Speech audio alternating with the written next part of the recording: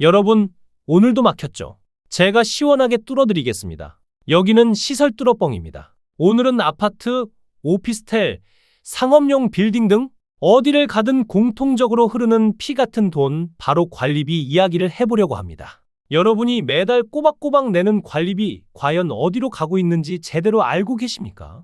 겉으로 보면 전문적인 관리, 투명한 회계라고 포장하지만 실상을 들여다보면 그건 그저 포장지일 뿐입니다. 현장 노동자는 최저임금에 가까운 월급을 받으면서도 매일 무거운 장비를 들고 청소를 하고 시설을 점검합니다.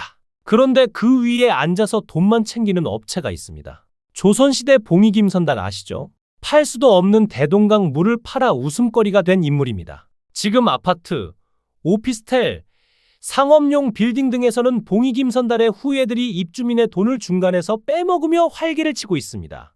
입주민이 낸 관리비가 어디로 흘러가는지, 현장 노동자에게 제대로 돌아가고 있는지, 누가 책임지는지 아무도 모르는 구조, 바로 그 속을 오늘 파헤쳐 보겠습니다. 이 영상 끝까지 보면 현장 노동자와 입주민이 얼마나 부당하게 착취당하고 있는지, 그리고 그 구조가 어떻게 돌아가는지 명확하게 알 수 있을 겁니다. 자, 그럼 오늘도 시원하게 뚫어보겠습니다. 시설 뚫어뻥 출발합니다.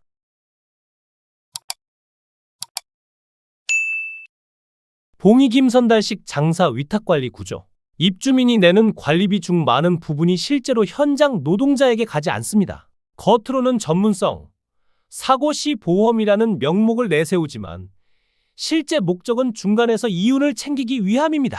현장 관계자의 말입니다. 관리업체는 직원 교체가 자유롭습니다. 특별히 능력 있는 소장만 오래 두고 나머지는 소모품처럼 취급하죠. 결국 위탁관리, 도급관리라는 이름 아래 노동자는 언제든 교체 가능한 부품입니다. 관리비는 올라가지만 노동자 임금은 깎이고 현장은 부실해지고 업체만 배불립니다. 도급 vs 위탁 vs 위임 법적 진실? 업계에서는 흔히 도급관리와 위탁관리를 구분하지만 법적으로 아파트 관리계약은 위임계약입니다. 대법원 판례 2017-3024에서도 관리계약은 사무처리를 맡기는 위임계약이라고 명시했습니다. 총액 방식 도급관리, 비용 절감 관리 부실 가능? 단가 방식 위탁관리, 항목별 관리 재량 제한 비효율 가능? 실제 사례, 대구 A 아파트 단가 방식으로 4대 보험료를 받아가고도 노동자에게 지급되지 않음.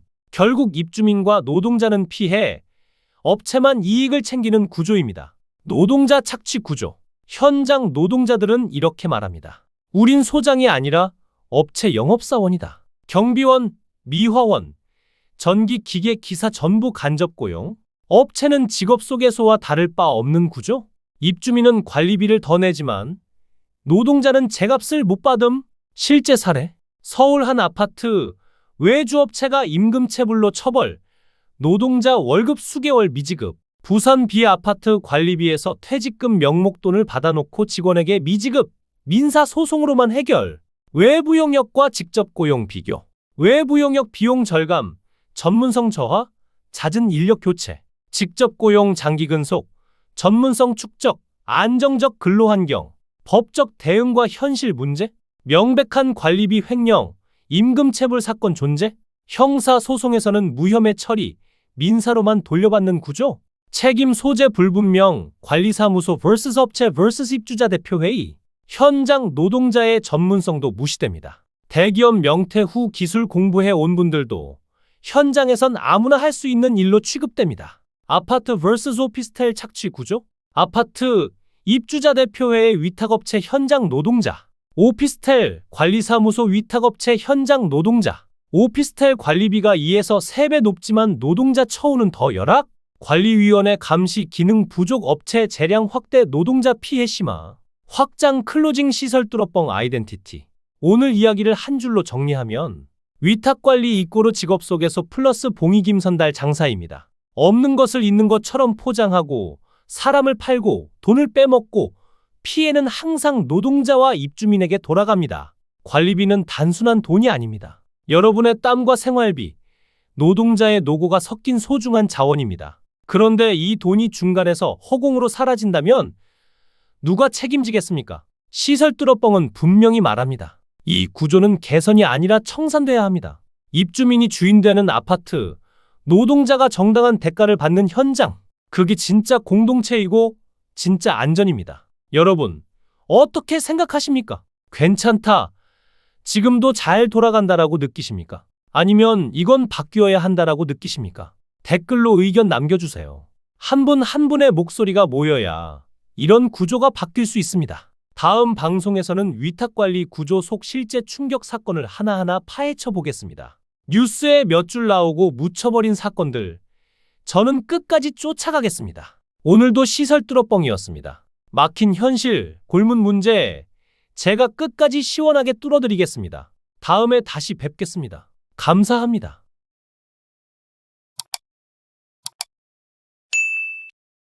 관리비는 단순한 돈이 아닙니다. 여러분의 땀과 생활비, 노동자의 노고가 섞인 소중한 자원입니다. 그런데 이 돈이 중간에서 허공으로 사라진다면 누가 책임지겠습니까? 시설 뚫어뻥은 분명히 말합니다. 이 구조는 개선이 아니라 청산돼야 합니다. 입주민이 주인 되는 아파트, 노동자가 정당한 대가를 받는 현장, 그게 진짜 공동체이고 진짜 안전입니다. 여러분, 어떻게 생각하십니까?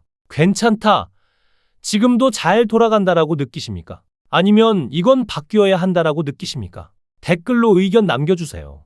한 분 한 분의 목소리가 모여야 이런 구조가 바뀔 수 있습니다. 다음 방송에서는 위탁관리 구조 속 실제 충격 사건을 하나하나 파헤쳐 보겠습니다. 뉴스에 몇 줄 나오고 묻혀버린 사건들, 저는 끝까지 쫓아가겠습니다. 오늘도 시설 뚫어뻥이었습니다. 막힌 현실, 골문 문제, 제가 끝까지 시원하게 뚫어드리겠습니다. 다음에 다시 뵙겠습니다. 감사합니다.